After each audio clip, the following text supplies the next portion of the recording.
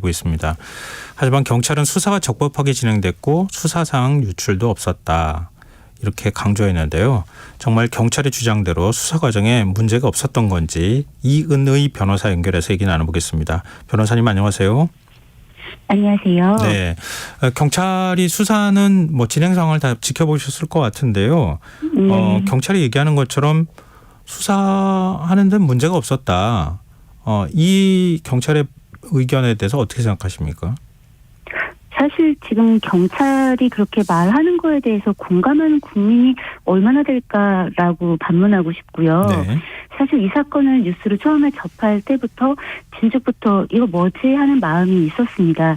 이 사건은 크게 이제 두 갈래로 나뉘는데 네. 경찰이 마약 관련 내사하던 중에 상습적으로 마약 투약 등 해온 전과가 있는 마담 김남이라는 사람으로부터 이성균 씨가 마약을 한 적이 있다는 취지의 진술이 있어서 그 말에 이제 기초해서 마약 투약 혐의 사건을 했던 이제 그 마약 투약 혐의 사건과 이성균 씨가 김남희 등으로부터 공갈 협박을 당했다고 고소한 피해 사건, 이렇게 이 두 갈래의 사건이었단 말이에요. 네. 그런데 이 사건이 대중에게 알려질 당시부터 이미 이상한 일 투성이었어요. 왜냐하면 수사 진행 과정부터가 갸웃했는데 우선 이 사건은 내사 단계부터 사건이 보도가 됩니다. 네. 근데 내사 때 경찰이 아니면 누가 알 수 있죠, 이 내사를?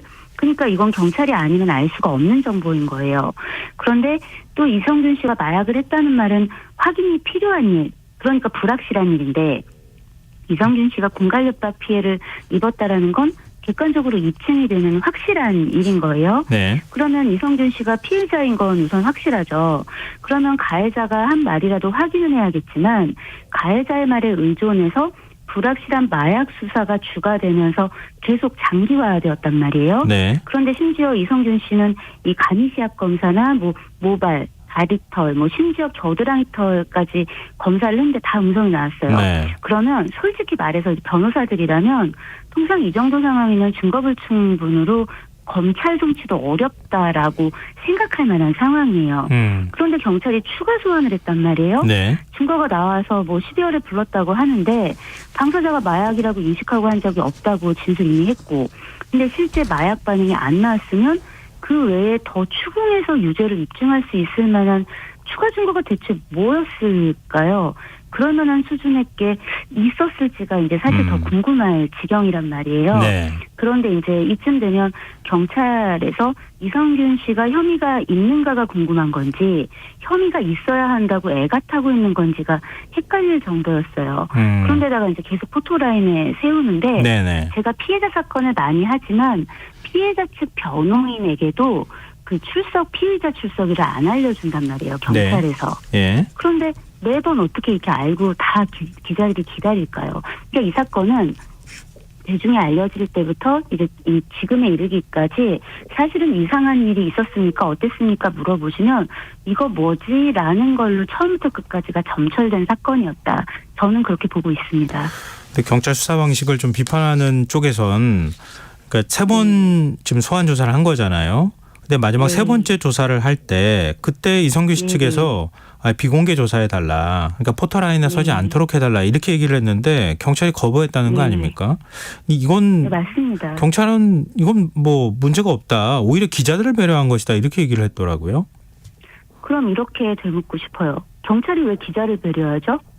기자는 그냥 기자의 일을 하면 되는 거잖아요. 경찰은 경찰의 일을 하면 되는 거고. 네. 근데 이제 예를 들어서 그 포토라인의 문제는 예를 들면 피의사실 공표의 문제 애초에 그거부터를 다 위반하고 있으니까 지금 경찰이 저질렀던 문제는 한둘이 아니에요. 그런데 이 마지막을 보면은 이렇게 이제 포토라인 문제가 있어요. 그리고 기자들의 안전을 배려했다. 오히려 숨기면 더 이상하게 생각하고 이게 어차피 오는 길이 이제 지하 주차장에서부터 올라오는 길이 완벽하게 밖에서 안 보이는 그런 길이 아니다. 이제 그런 식의 이야기를 했는데. 네. 그런데 이거는 사실은 이 내부 준칙에도 이 수사와 관련해가지고 그 포토라인과 관련해가지고 지켜야 되는 그런 규칙이 있고요. 예. 그 규칙 제16조에 보면 경찰 관서장은 출석이나 조사 등 수사 과정을 언론이 촬영 녹화하도록 허용해서는 안 된다고 돼 있어요. 예. 근데 만약에 불가피하게 촬영하게 될 때는 사건 관계인 노출이나 이제 뭐 수사상 차질이 발생하지 않도록 대비하고 안전조치를 확보하고 뭐 이제 이렇게 해야 한다고 얘기를 하고 있단 말이에요. 네. 그런데 기자들을 배려하느라고 그렇게 뭐 들어줄 수가 없었다라는 건 애초에 자기네가 만든 자기네 규칙도 어기고 있는 거지만 대답이 될 수 없는 거죠. 왜? 피의자 혹은 피해자들의 어떤 인권이나 인권을 보호하기 위해서 만들어 놓고 지금 지키라고 한 거를 좀 엉뚱한 이유를 대면서 나는 그거 하느라고 못 지켰어. 이렇게 얘기하는 거잖아요. 근데 지금 뭐 그러니까 이제 말이 안 되는 거죠. 어쨌든 사건이 공소권 없음으로 마약 사건은 결론이 날 수밖에 없는 네. 상황인데 그러면 네. 그 사이에 지금 세 차례 소환 조사 받고 또 네. 마약했다고 투약 의심을 받았던 거 아닙니까? 그 연예인 입장에서는 네, 굉장히 견디기가 쉽지가 않았을 것 같긴 한데 특히 이제 세 번째 조사 받을 때 아까 경찰 예규 말씀하셨잖아요. 내부에서 네. 갖고 있는. 근데 19시간을 조사를 했어요. 이것도 네. 요즘에는 밤샘 조사 검찰도 안 하는 거 아닙니까? 사실 이제 뭐 검수완박이라서 사실 네. 거의 검찰에선 조사를 하지는 않아요. 거의 대부분. 그러니까 네. 검찰에서도 하지 않습니까라는 그 말을 이제 어떻게 적용해야 될지 모르겠지만 그게 검찰에서든 경찰에서든 그리고 현재든 과거든 그냥 변호사님들이라면 아마 다들 돌아볼 때 자기 인생에서 뭐 조사 배석해가지고 19시간은 고사하고 12시간 조사하는 것도 아주 예외적인 경우란 말이죠. 예. 12시간 조사가 보통 아침 10시에 시작해서 중간에 쉬고 점심 먹고 뭐 이제 그런 쉬는 시간을 갖고 또 중간에 저녁 먹고 한 10시에 끝나는 거. 그러면 이제 이걸 12시간 조사라고 불러요, 우리가. 예. 이렇게도 잘 안 해요. 그런데 지금 그걸 19시간 했다라는 건 사실상 이거는 뭐 거의 굉장히 살인적인 일정인데 이거를 지금 경찰에서 얘기할 때는 필요가 있었다라고 이야기를 하는데 네. 제가 아까 이 수사가 크게 두 가지로 나뉩니다. 이제 이 사건이 지금 공갈 협박에 대한 사건이랑 그다음에 이제 마약 사건이잖아요. 근데 이 공갈 협박 사건은 사실은 주고받은 그 뭐 SNS 문헌이나 이제 뭐 녹취록 그리고 이제 실제로 돈이 건너갔고 객관적인 입증 자료가 다 지금 있잖아요. 네. 그러니까 사실 피해자한테 뭔가 이 단일한 상황에 대해서 그렇게 길게 물어볼 만한 게 많지 않아요.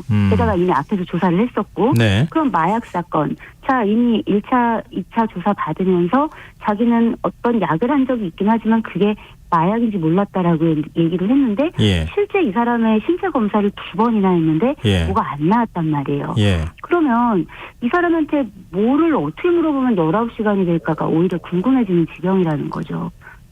그래서 사실은 상당한 압박이, 그러니까 이게 꼭 이제 뭐 험한 소리를 하고 뭔가 굉장히 이제 위태위태한 어떤 불안감을 뭐 이제 구체적으로 조성하고 해야 압박이 되는 게 아니라 이렇게 이제 길게 조사를 하고 수사기관에서 당신을 믿고 있지 않다. 너는 결국은 어쨌든 우리는 너를 유죄로 보고 있다. 이제 이런 어떤 뉘앙스가 계속 지속되는 상황 자체가 이 피의자에게는 굉장한 압박이에요. 그런데 심지어 지금 포토라인 안 서게 해달라. 이미 충분히 서지 않았냐. 좀 안 보이게 출석을 하게 해다오. 예. 이런 요청을 공식적으로 했는데도 이제 이런 것들이 받아들여지지 않는 상황이잖아요. 예. 그러면 이런 것들이 맞물렸을 때 이 피의자에게 이성균 씨한테 이 상황이 19시간이 그냥 물리적인 시간 19시간이었을지 이 자체가 굉장히 그 심리적 궁박을 만드는 열악한 상황을 만드는 것이었을지 이걸 우리가 좀 돌아볼 필요가 있습니다. 근데 경찰은 그렇게 또 얘기합니다. 뭐 일종의 이제 반박하면서 설명한 내용일 텐데요. 마약 수사 네. 특성상 진술에 좀 의존할 수밖에 없는 상황이다. 지금 유흥업소 실장이 네. 마약 투약을 했다라고 얘기를 했기 때문에 근데 그거에 근거해서 수사할 수밖에 없었다. 이런 경찰의 주장에 대해서 어떻게 보십니까? 경찰의 입장을 이해 못하는 게 아니에요. 그리고 예.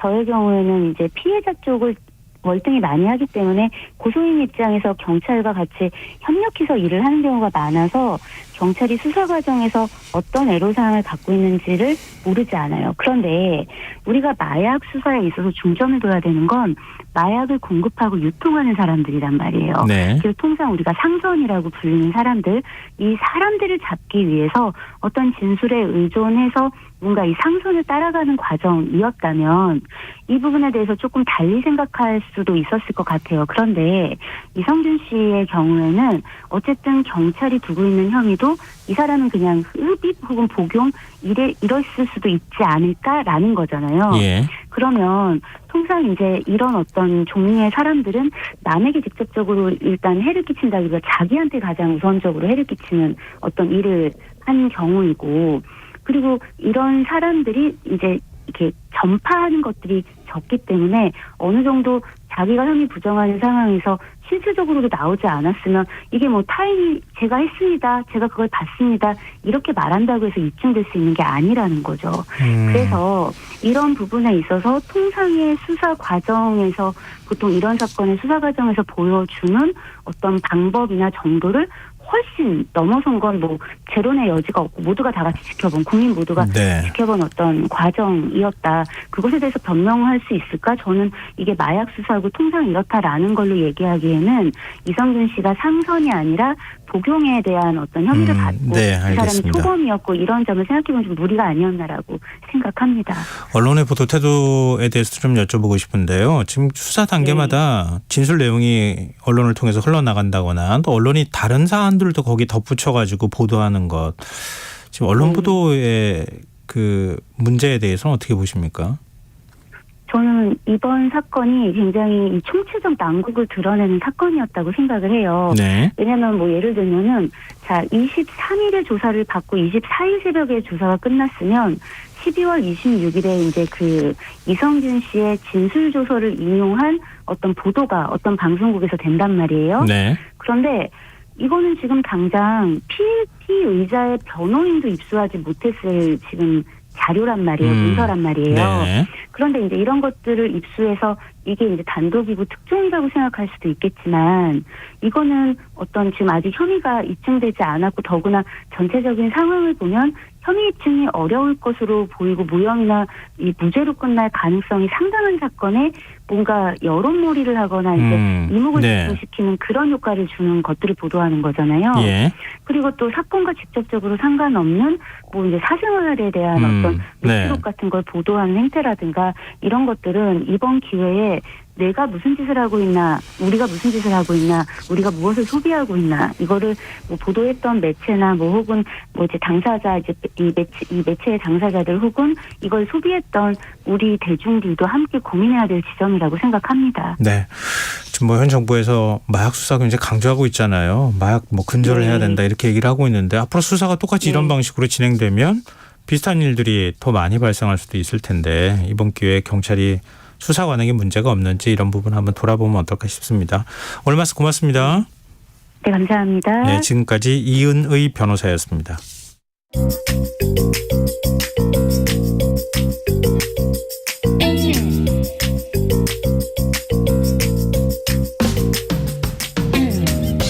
복잡한 정책부터 실물 경제와 투자까지 한 주간 있었던 주요 경제 이슈 꼼꼼히 살펴보는 시간입니다. 경제 읽기 이인철 참좋은 경제연구소장 함께하겠습니다.